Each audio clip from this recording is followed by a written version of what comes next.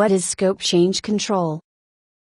Any project that has ever been done has probably had scope changes. It is only reasonable that as a project develops, learning takes place and the environment of the project changes. These changes can result in scope changes on the project. Since they are nearly inevitable, it is best to prepare to deal with changes rather than be surprised when they occur and try to resist them. One of the things you will need in order to control the changes is a clear definition of the project deliverables. Unless the deliverables are clear when the scope baseline of the project is established, it is difficult to know when a change is requested, whether it is or is not part of the already established project scope. Many conflicts can be avoided by having a clear scope baseline that all of the stakeholders have agreed to.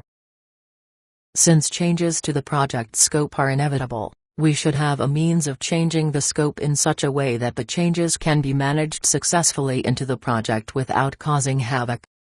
This is what we mean by scope change control. Tell me more. Any project that has ever been completed has probably had changes to its scope. Many times you hear managers say, "Changes are killing us." What the manager really means is that our inability to control changes is what is killing us. In reality, properly controlled and managed changes can be a great benefit to the company. The reason for this is that we are paid for changes if they are managed correctly. Changes are the result of many things. They can be caused by an external event such as the change of a government regulation, a change in technology, a change in the marketplace, an error or omission in the original scope of the project, and an addition to the value to the project. The basis for a good change management system starts with the establishment of the scope baseline. The time at which the scope baseline is established depends on the amount of tracking that is desired for changes. Once the scope baseline is established, it is necessary to process an approved change to change the baseline. The scope baseline can be established early in the project. This will provide a tracking system for changes to the project scope from the beginning. The trouble is that establishing the scope baseline too early in the project will make it necessary to generate a lot of change orders before the project requirements are finalized. The advantage is that there will be a record of the changes requested, accepted, and rejected starting early in the project. The cost and benefits of deciding when to establish the baseline must be considered.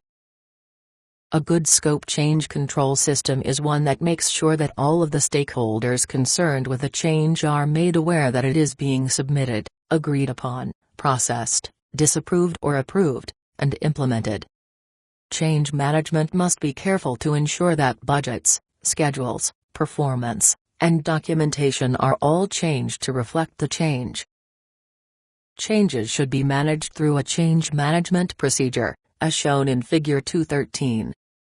The procedure should require that some formal document be filled out collecting the important information, such as a full description of the requested change and places for the originator and contact information. Space should be provided to gather the information on researching and processing the change. One of the most important things that the change control procedure will do for the project team is to determine who pays for the change. Any good change procedure should require an evaluation and investigation. Figure 213, Change Management Process. Phase.